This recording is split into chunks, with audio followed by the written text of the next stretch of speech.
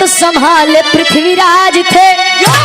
अरे बेटी बेला जबकि सयानी हुई, अरे आलाउदल को लेके ब्रह्मा चले। अरे जवानी जंग में हुई पानी हुई।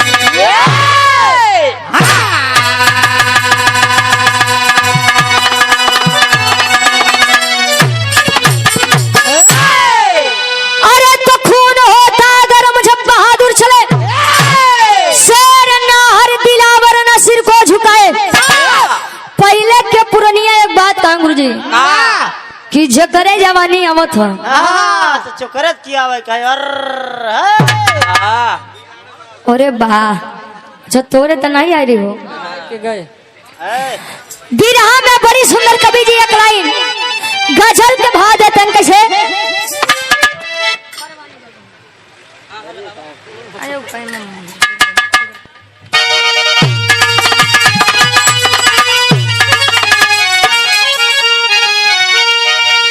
अरे तो परवाने जली रहे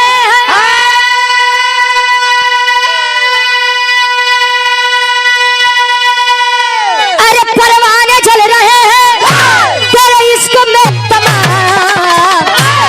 अरे परवाने जल रहे हैं तेरे इश्क में तमाम। अरे जानम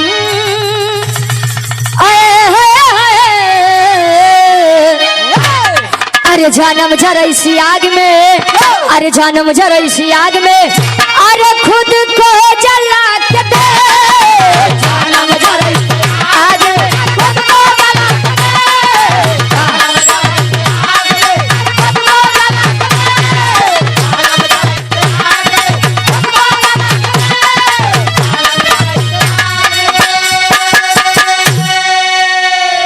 परवाने जल रहे हैं तेरे इश्क में तमाम, और जानम जरा इसे आग में खुद को जला के देख। लेकिन कवि जी एक लाइन वीरन खातिर लिखत हैं, वीर चाहे तब के होखे, वीर चाहे आज के होखे। कैसे? अरे बोला है वीर बघेला,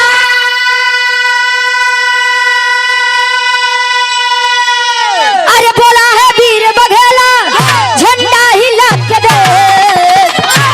हट जाएगा समर से, हट जाएगा समर से, अरे 15 मिला के दे। हट जाएगा अरे 15 मिला के दे।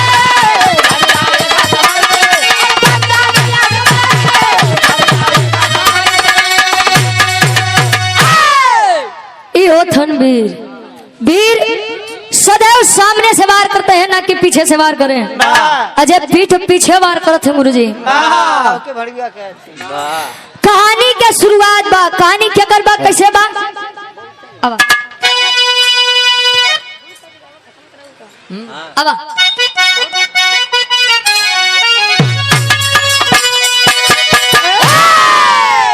अरे जो शान के खातिर मरता असली वीर वही है,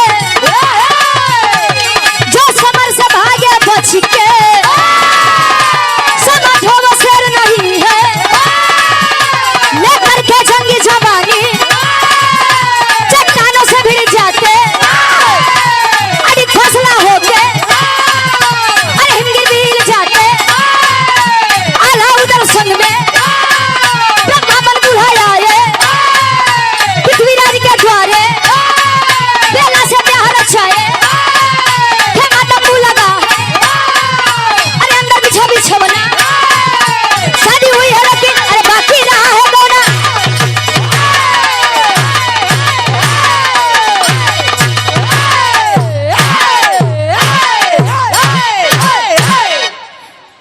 कहानी का तनी आप लोग समझ ला। दिल्ली सल्तनत संभाले पृथ्वीराज चौहान। पृथ्वीराज चौहान की एक बेटी जिसका नाम बेला बताया गया, और बेटा ताहर। बेला की शादी हुई आलाउदल के चचेरे भाई ब्रह्मा के साथ। और जब ब्रह्मा के साथ हुई तो पहले के समय में ये हो गया कि शादी हो जाए लेकिन गौना बाद में जवाब, मतलब गौना 3 साल 5 साल 7 साल 9 साल 11 साल का गुरु जी। अरे आप बड़े भाई अरविंद यादव सिपाही जी इसी भाव पर खुश होकर के 200 रुपए का सम्मान दिया गया। बहुत बहुत धन्यवाद। पृथ्वीराज चौहान ने ऐलान कर दिया कि ब्रह्मा से कह दो कि अगर बेटी बेला को लेने आएगा तो मेरी शर्त को मानना पड़ेगा। कौन शर्त बा? कवि जी एक लाइन गीत लिखते हैं, कैसे?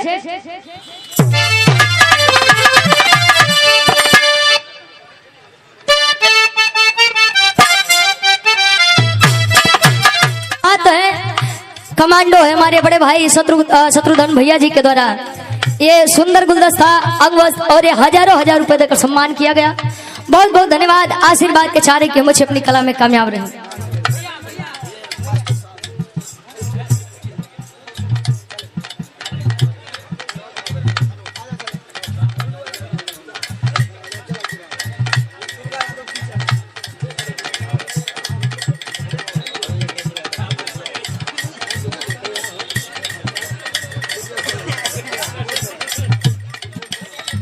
दुर्गा यादव जी यानी गुरु जी के द्वारा ये सुंदर गुलदस्ता, बहुत बहुत धन्यवाद। क्या कहना?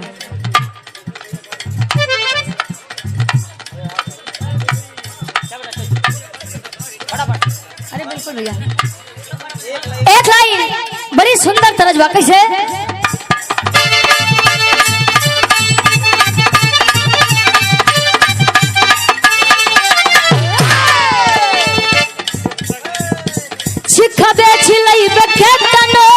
केहू के सुनाई ना चीख दे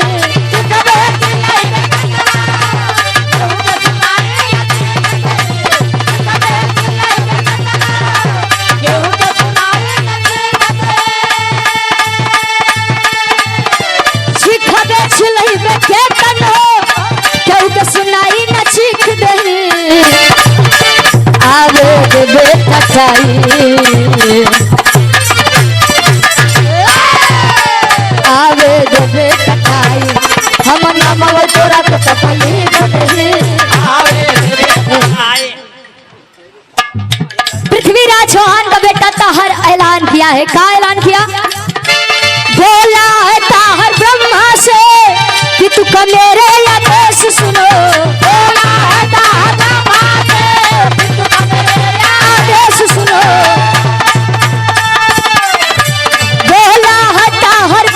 से कि तू का मेरे आदेश सुनो। सुनो गवना न होई बेला के,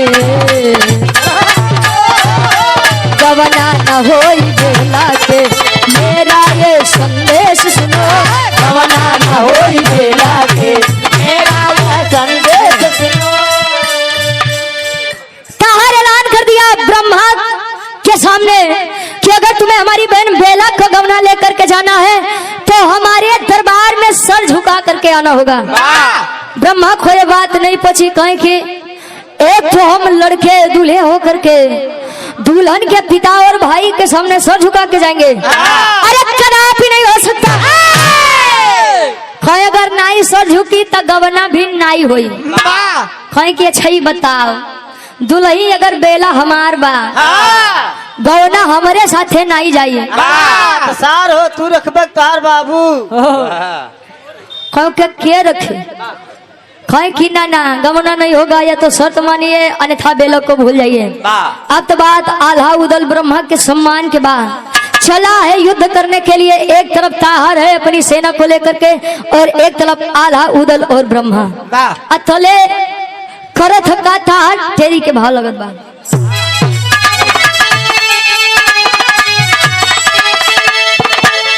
अरे राम बहनोई नाही छीने सरवा, अरे तबहनोई नाही छीने सरवा तो अपने हाथ से धोया बहिनी के लीलरवा।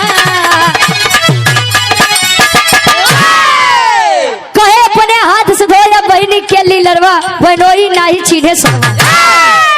अच्छा ताहर युद्ध के लिए ललकार दिया, ब्रह्मा भी युद्ध करने के लिए तैनात है। अच्छा गीता में भी लिखा गया है गुरुजी, कहीं कहीं मारे भी तो कहीं कहीं मरवाए भी। जरूरी बा कि हर बात उल्टे बोल बा। कहीं कहीं मारे भी तो कहीं कहीं भागे भी।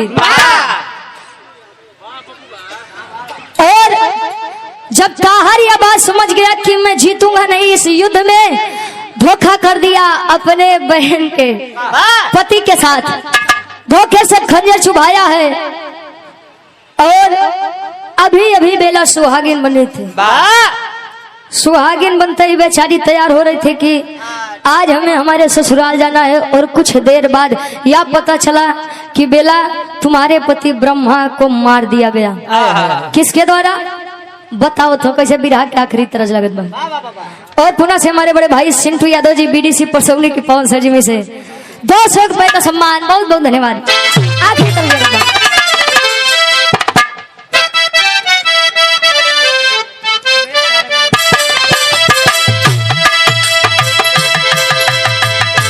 अटूट प्रेम था, अरे वाह, किसी आशिक मासूका के बीच में। कहे कैसे, तुम्हें दिल से कैसे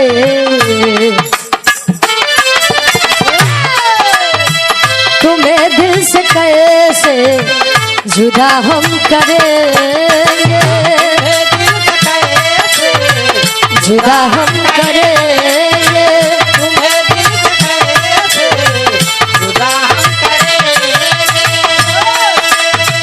के मर जाएंगे और क्या हम करेंगे, के मर जाएंगे और क्या हम करेंगे, तुम्हें दिल से कैसे जुदा हम करेंगे, तुम्हें दिल से कैसे जुदा हम करेंगे।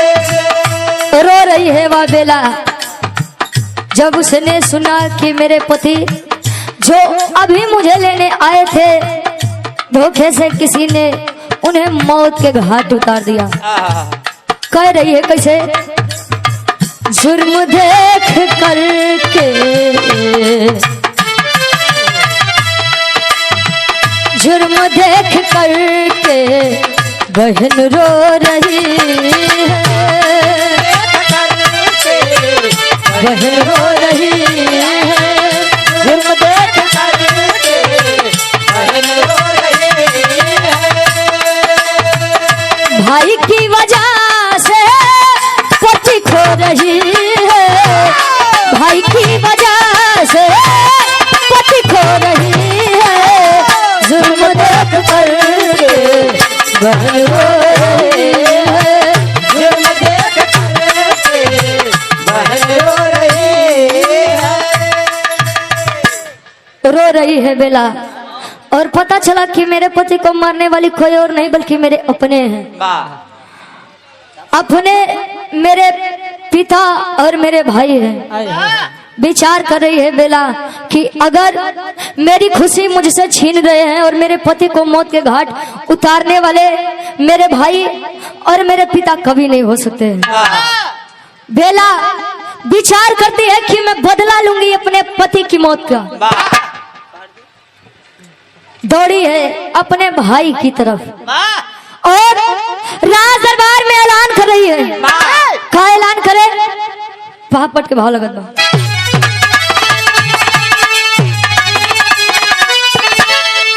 अरे बेला बनी है दुर्गा, ले तलवार मार हम करबे हो। अरे बेला बनी है दुर्गा, ले तलवार मार हम करबे हो। तो जिसने लूटा मांगी के सिंगार मार हम करबे हो।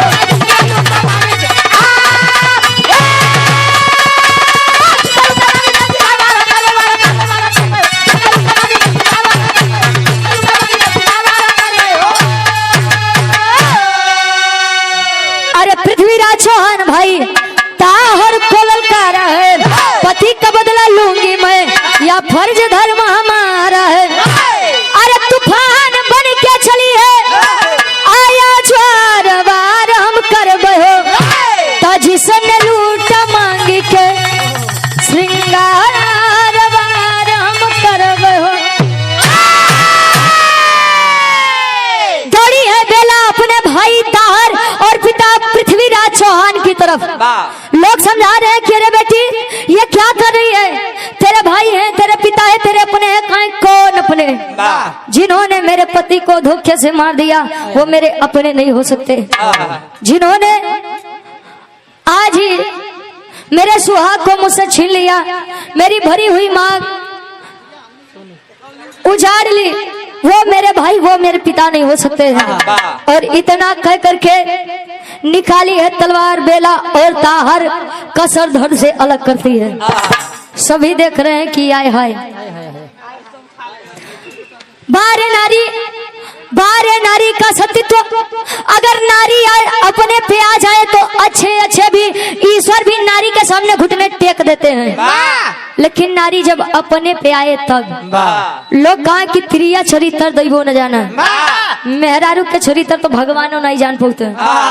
आप लोग तो फिर भी इंसान है। बेला अपने भाई ताहर को मौत के घाट उतारी है। चले हैं आल्हा उदल अपने चचेरे भाई ब्रह्मा की लाश को लेकर के चिता सजाए हैं। आज बेला ऐलान करती है कि चिता एक सजेगी लेकिन जलेंगे इसमें दो। कौन दो? लोग विचार करने लगे, कहे कि अगर मेरे पति इस दुनिया में नहीं है तो मैं जी करके क्या करूंगी इस संसार में। आल्हा के भाव लगत बकात बकसे। और पुनः हमारे बड़े भाई सिंटू यादव जी बीडीसी साहब पर सोनी की 5 सजी में शेष भाव का सम्मान है 200 रुपए देकर किया गया। बहुत बहुत धन्यवाद। आल्हा के भाव लगत बा चिता सजत बा।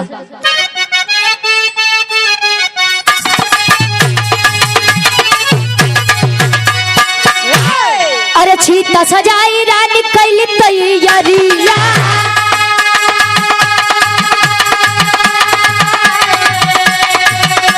के साथ जिंदगी गवा।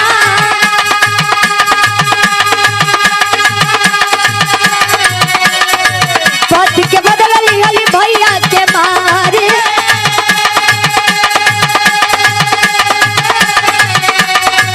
पति के बदल लिहली भैया के मारे।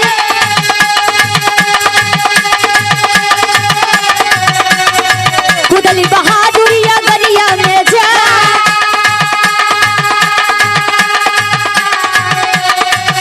गईली अपने सैया के साथ।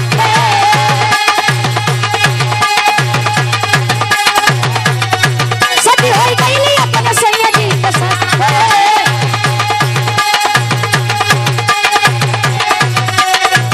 गल इतिहास में नमवा दूजा।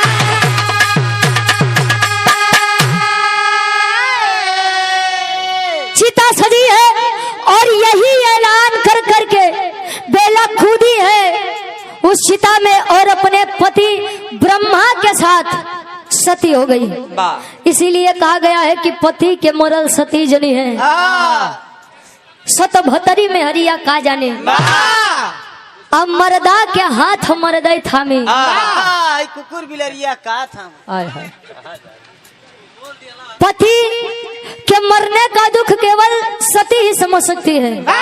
न तक कितना मेहरारू आज के समय में गुरुजी नीला डरमे में भर के चक्कर में है।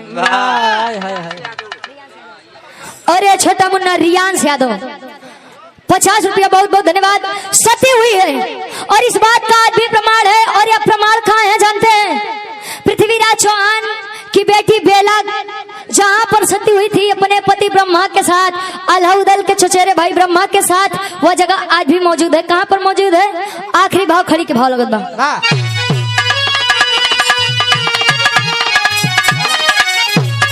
अरे पंचकोइया रोड दिल्ली में एक का नाम अमरबा, तो भारी जंगल में बेला सती धाम अमरबा।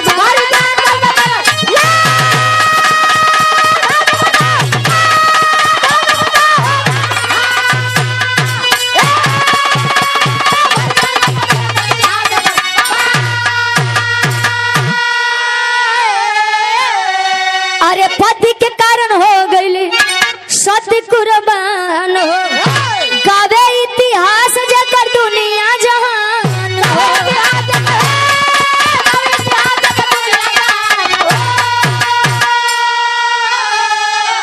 अरे तनारी के खातिर एक नारी के पहचान अमरबा। अरे तबारी जंगल में बेला सती धाम अमर। पंचकोइया रोड दिल्ली में एक नाम अमर बा, तब हरी जंगल में बेला सती धाम अमर बा। दिल्ली चले जाइए पंचकोइया रोड के ही बगल एक भारी जंगल है जहाँ पर आज भी सती बेला धाम अमर है, जहाँ पर सती औरतें अपने सतीत्व के कारण वहाँ पर दर्शन करने के लिए जाती हैं। आज वह जगह एक नारी के पहचान के लिए अमर है। का गुरुजी पहले के मेहरारू मांग भर के सेनूर लगावे ऐसे कि हमारे दुल्हा क्या आयु लंबी होकर आज के दुल्हा तनी से उठाई के टिकली है काहे बदे जाना था रे जी का बहादुर तार वाली कितना लगावा था दिलचस्प लगा हुआ था तले तो 150 प्लस होंगे का हो।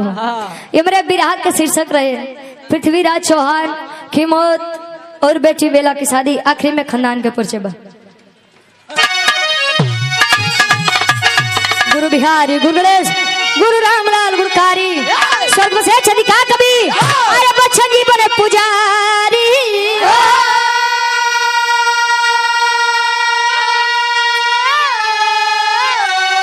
अरे बहनोई नाही छीने सरवा तो गावे रुचि अधोया मल्लेंदु बने सहरवा बहनोई नाही छीने सरवा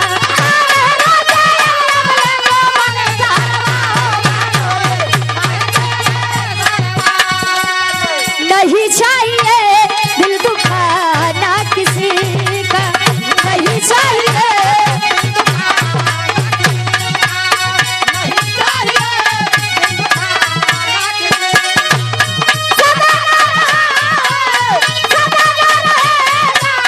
जमाना किसी का, नहीं चाहिए दिल दुखाना किसी का, नहीं चाहिए दिल दुखाना दिल दुखाना किसी का। बहुत बहुत धन्यवाद। गाय बजाओ का सुनने में कोनो भी गलती कसूर हुआ आप लोग आप लड़के बच्चे समझ के माफ किया। बहुत बहुत धन्यवाद।